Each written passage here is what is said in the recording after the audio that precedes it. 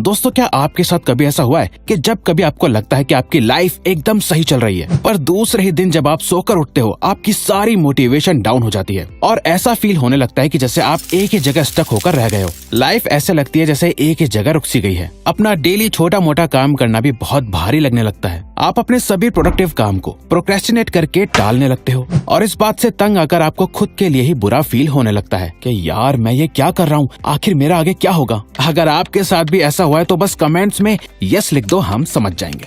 तो दोस्तों, अगर ऐसा है तो आपके साथ हुआ यह है कि आप एक मेंटल रट में फंस चुके हो। ये एक ऐसा स्टेट ऑफ माइंड है जहां आप अपनी लाइफ में स्टक और पर्पसलेस फील करते हो और चाहे आप कितनी भी कोशिश कर लो, आप अपने आप को मोटिवेट नहीं कर पाते। और इस मेंटल रट से बाहर निकलने के लिए ऑथर गैरी जॉन बिशप की बुक अनफक योरसेल्फ सबसे बेस्ट तरीका और सोर्स है, जिसमें से कुछ बेस्ट लेसन्स और लर्निंग्स हम आपके साथ शेयर करेंगे। तो आइए जानते हैं। Number 1, in the beginning.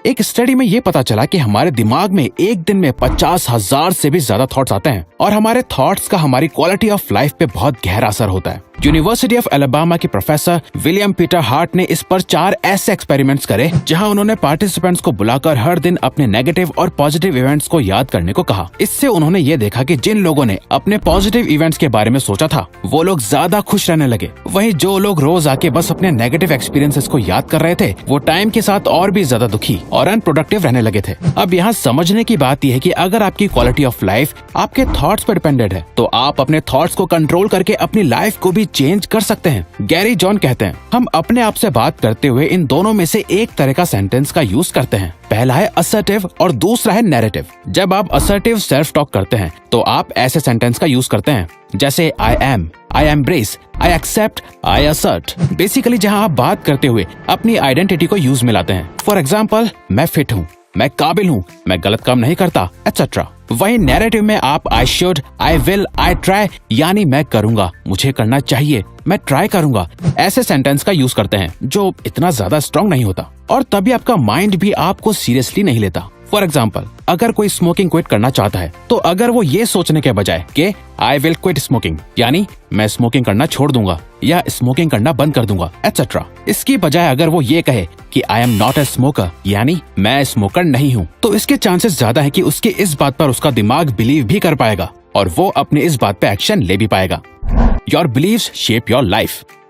दोस्तों, मान लो कोई अथिस्ट है यानी कोई नास्तिक जो ये मानता है कि गॉड जैसा कुछ नहीं होता, तो उसकी लाइफ में जो कुछ भी होगा उसके सभी एक्शंस इसी बिलीफ के बेसिस पर लिए जाएंगे। वहीं अगर कोई रिलीजियस पर्सन है और वो अपने गॉड में बिलीव करता है तो वो अपनी लाइफ को इसी फिल्टर से देखेगा, उसके एक्शंस भी इस बिलीफ से इन्फ्लुएंस होंगे। अब यहाँ ये जरूरी नहीं है कि कौन सही है और कौन गलत, बल्कि हमारे लिए बस इतना समझना जरूरी है कि हमारे ऐसे ही बिलीव्स हमारी पूरी लाइफ को इम्पैक्ट करते हैं। अगर आपके ब्रेन में आते जाते थॉट्स एक नदी की तरह हैं, तो आपके बिलीव्स इस नदी के नीचे पड़े बड़े बड़े पत्थर की तरह है जो आसानी से हिल नहीं सकते और यही नदी के पानी को यानी आपके थॉट्स की डायरेक्शंस को चेंज करते रहते हैं। अगर हमारे कुछ लिमिटिंग बिलीव्स है और अगर हमारे वो बिलीव्स वक्त के साथ और ज्यादा स्ट्रॉन्ग होते जाते हैं तो हमारे यही बिलीव्स हमारी लाइफ को बिगाड़ भी सकते हैं और बना भी सकते हैं। जैसा कि टोनी रॉबिन्स भी कहते हैं, अगर हमारे पास हेल्दी और पॉजिटिव बिलीव्स हैं और हम दिल से ये मानते हैं कि हम सारी सक्सेस और हैप्पीनेस डिजर्व करते हैं, तो ये बिलीव हमें एक्शन लेने के लिए एनकरेज करेगा जो आखिर में वैसा ही रिजल्ट भी देगा। तो आप क्या देख रहे हो, सुन रहे हो, पढ़ रहे हो और खुद से क्या कह रहे हो, इस पे आपको बहुत ज्यादा ध्यान देना चाहिए। आपका एक बिलीफ आपकी पूरी लाइफ बना भी सकता है और बिगाड़ भी। You should be relentless.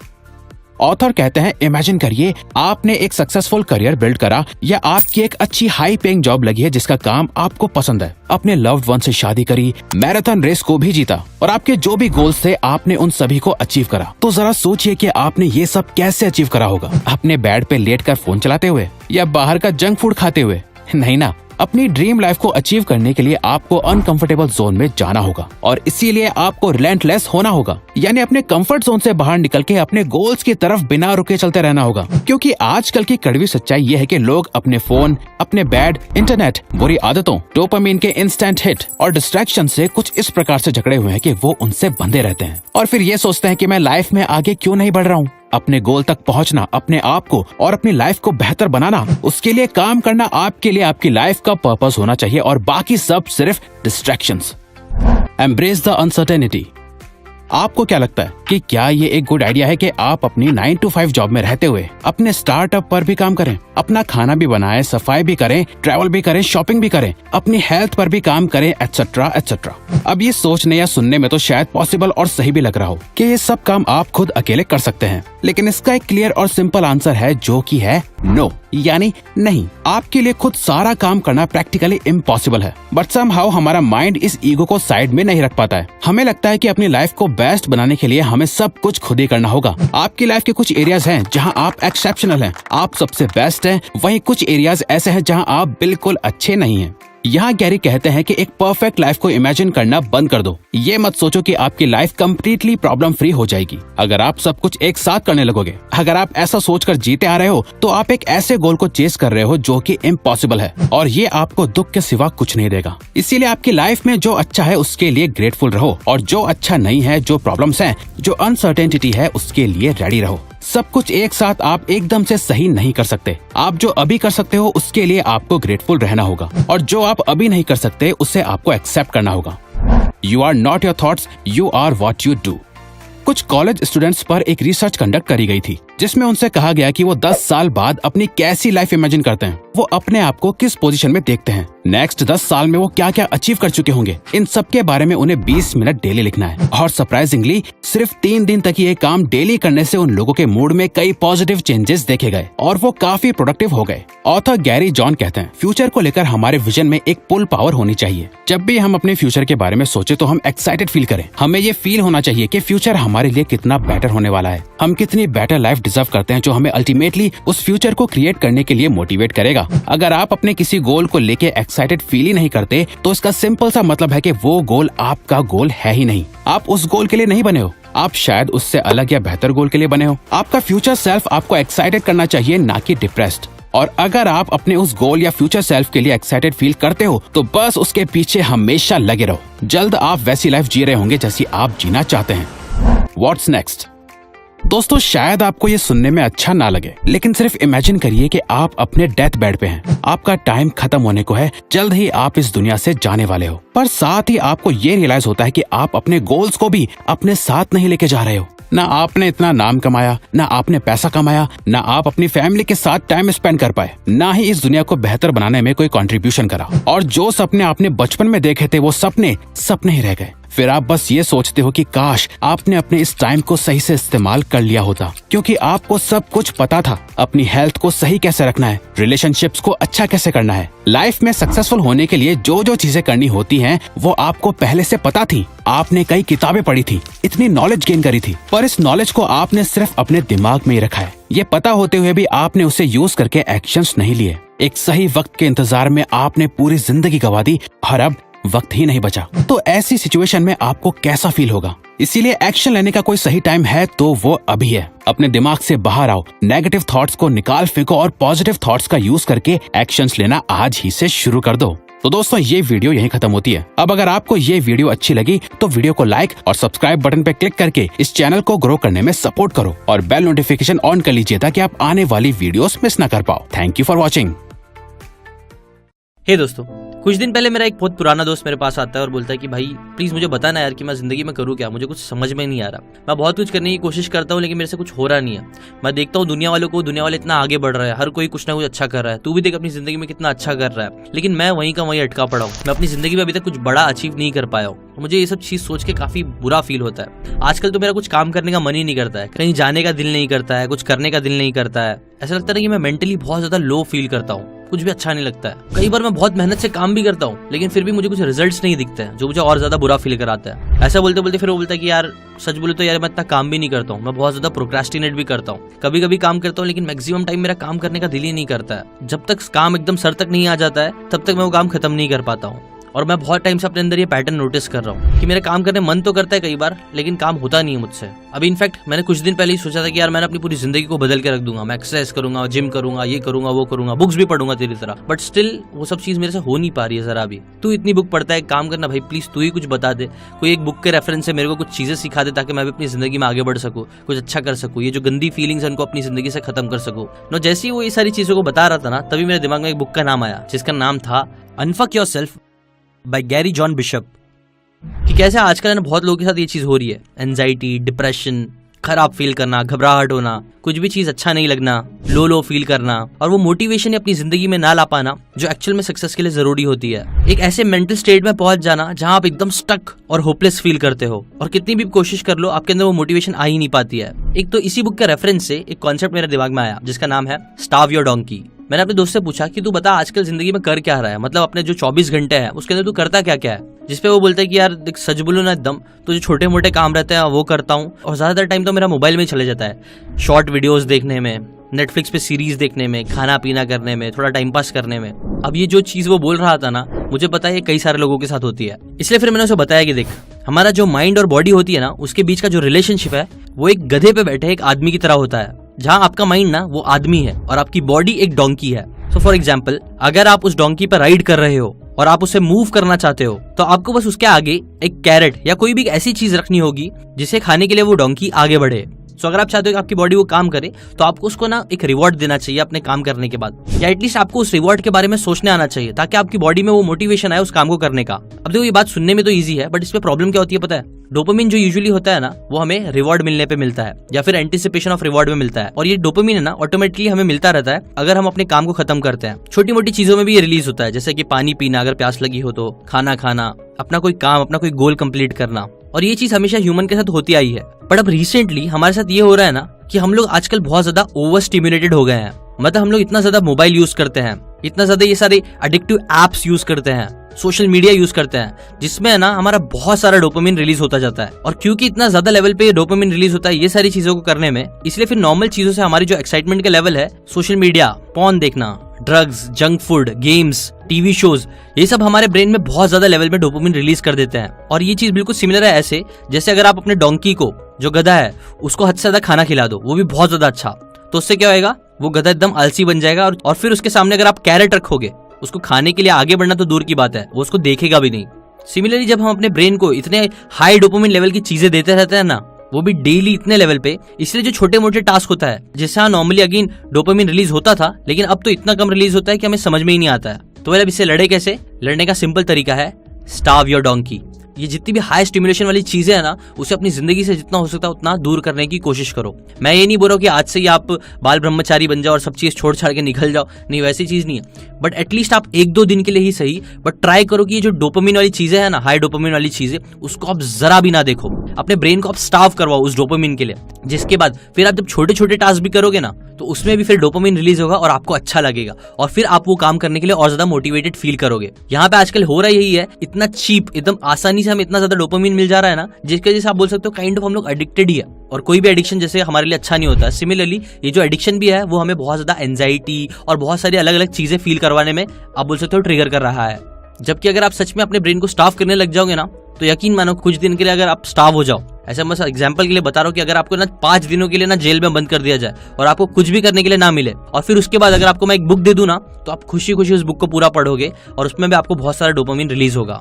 Same चीज अप्लाई करती है जिम जाने के लिए और बाकी सारी चीजों के लिए। इसलिए तो ये पहली चीज जरूर आप ध्यान रखो, जैसा मैंने दोस्त को भी बोला कि आप इन्हें ओवर स्टिमुलेशन वाली जो चीजें है ना, उनको जितना हो सकता है उतना अवॉइड करना स्टार्ट करो। इसके बाद मैंने उसको बुक के दूसरा कॉन्सेप्ट के बारे में बताया जिसे बोलते हैं इन द बिगनिंग। देखो दोस्तों, अगर आप नोटिस करोगे ना तो आप सुबह से लेकर रात तक सिर्फ 2 लोगों से बात करते हो। कौन है वो 2 लोग? वेल, पहले तो ये पूरी दुनिया वाले लोग हैं, आपके दोस्त, आपकी फैमिली मेंबर्स, बाकी सारे लोग, वो है पहले लोग। दूसरा जो जन है वो है आप खुद अपने आप से बात करते हो। अब आपको शायद थोड़ा वियर्ड फील होगा ये चीज सुन के, और आप बोलोगे नहीं यार मैं तो अपने आप से कभी बात ही नहीं करता हूँ, बट सच तो यह ना कि हाँ आप अपने आप से बात करते हो और आपका दिमाग ही अपने आप से बात करता है।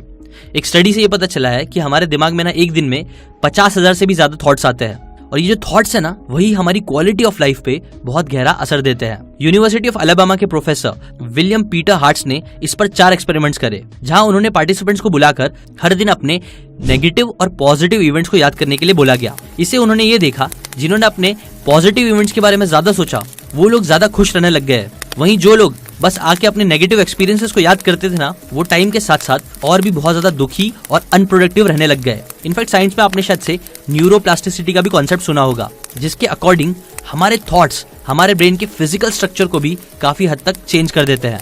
अब देखो यहाँ समझने की बात यही है कि अगर आप अपनी क्वालिटी ऑफ लाइफ आपके थॉट्स पे डिपेंडेंट है, तो आप अपने थॉट्स को कंट्रोल करो, और अगर आप ये कर लिए तो ये चीज से आप अपनी लाइफ भी चेंज कर सकते हो। देखो ऑथर कहते हैं जब हम अपने आप से बात करते हैं ना तो हम दो तरीके के सेंटेंसेस यूज करते हैं। पहला होता है असर्टिव और दूसरा होता है नरेटिव। फॉर एग्जाम्पल जब आप असर्टिव सेल्फ टॉक करते हो अपने आप से तब आप ऐसे सेंटेंसेस का यूज करते हो जैसे कि I am rude, I am great, I am very lonely, I am stupid, I embrace, I accept, I felt.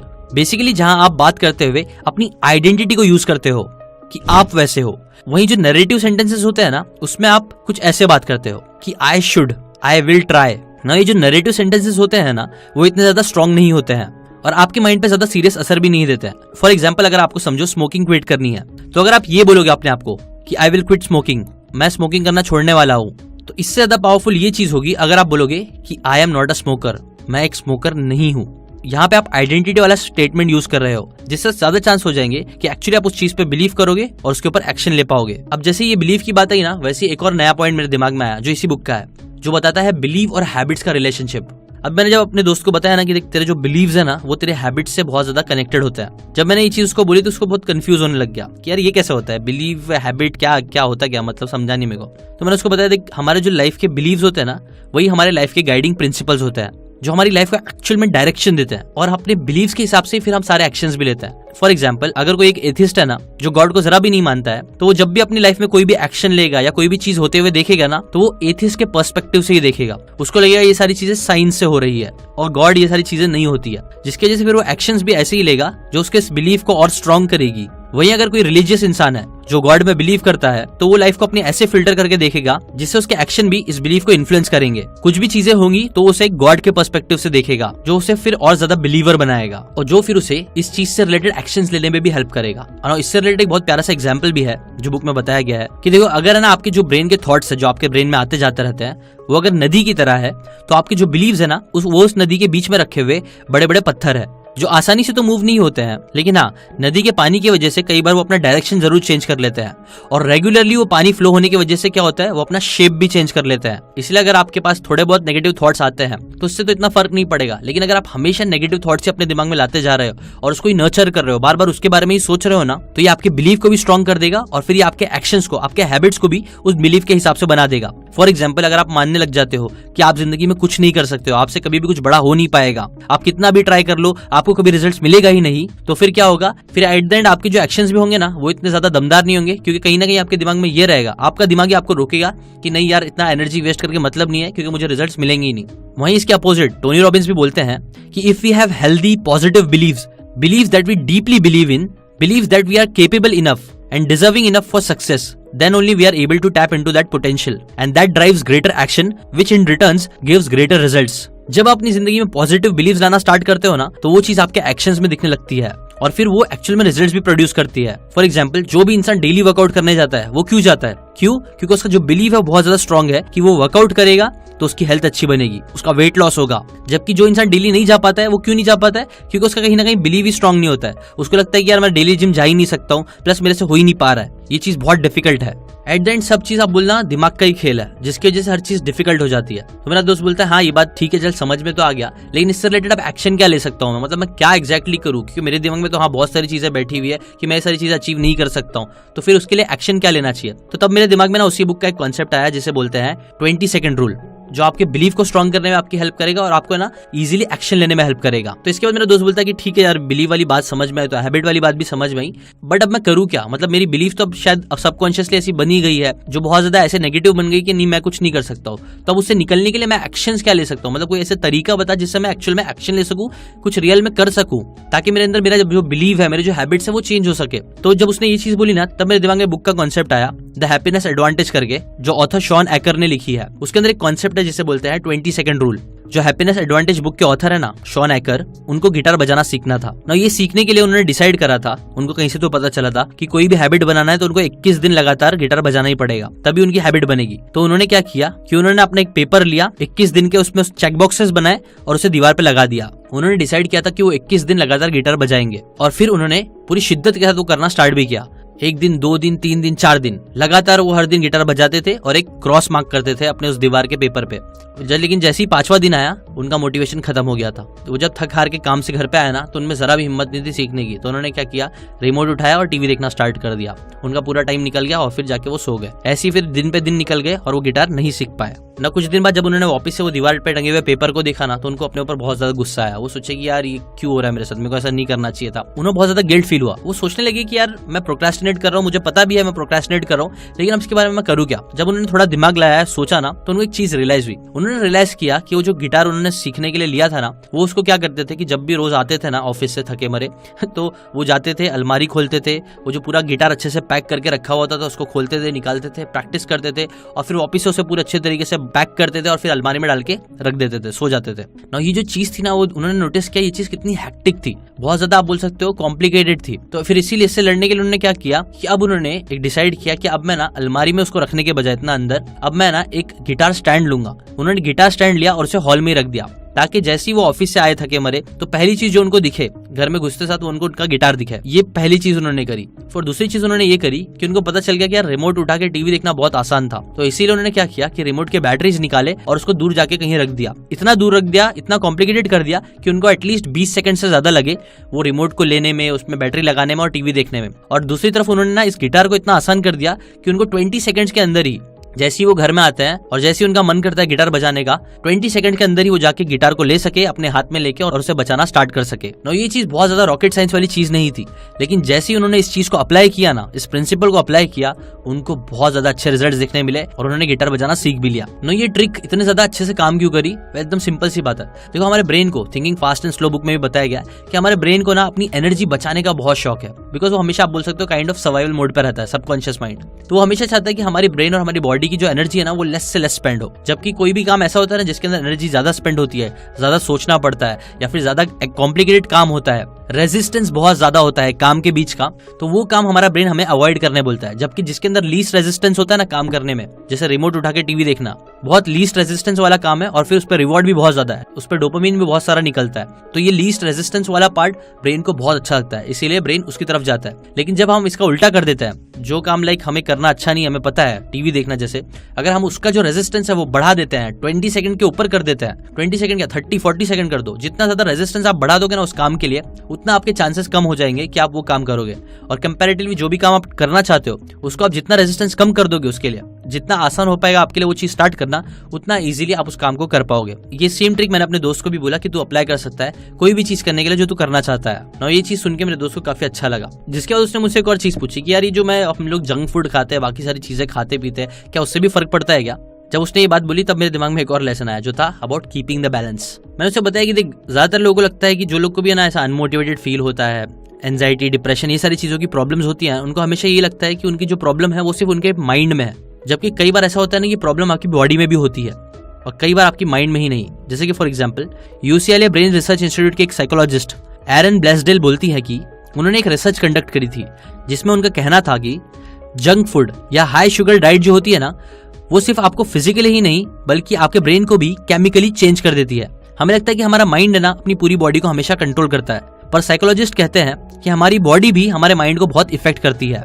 जब लोग अनहेल्दी डाइट फॉलो करते हैं, सही अमाउंट में पानी नहीं पीते, एक्सरसाइज नहीं करते और फिर जब वो लोग सारा ब्लेम माइंड पे डाल देते हैं, तो इससे माइंड और ज्यादा डिप्रेस हो जाता है, आप बोल सकते हो। ये बिल्कुल ऐसा हो गया है कि यार गलती किसी और की और डांटा किसी और को है, जो चीज अच्छी नहीं होती है। क्योंकि जब भी आपकी बॉडी अच्छी कंडीशन में नहीं होगी ना, तब भी आप है ना देखना कई बार मोटिवेटेड फील नहीं करोगे। स्पार्क करके भी एक बुक है जो काफी अच्छी है, उसके अंदर भी बताया गया है कि हमारे एक्सरसाइज करना, अच्छी अपनी हेल्थ रखना हमारे माइंड के लिए कितना ज्यादा जरूरी होती है।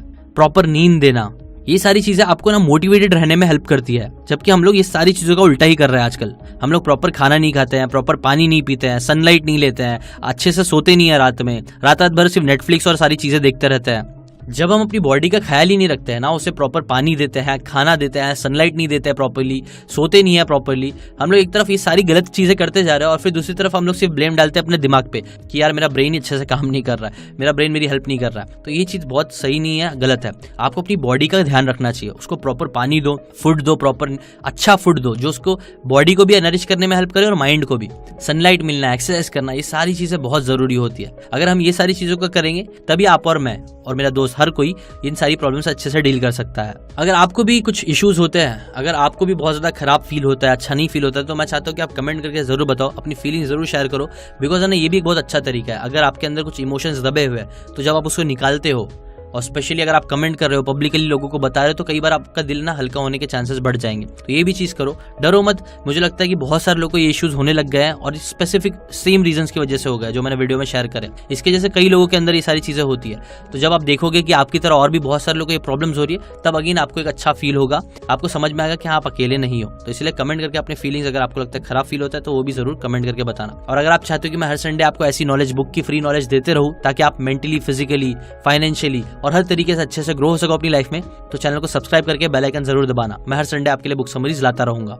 शेयर कर दो इस वीडियो को उन सभी लोगों के साथ जो लोग बहुत ज्यादा डिप्रेस, एंजाइटी, लो फील करते हैं, बहुत ज्यादा प्रोक्रेस्टिनेट करते हैं। उनकी ये वीडियो हेल्प करेगा। और अगर आपको ये वीडियो की बातें काम की लगी हो तो लाइक जरूर कर देना, ठीक है। अभी के लिए बस इतना ही। Thanks for watching.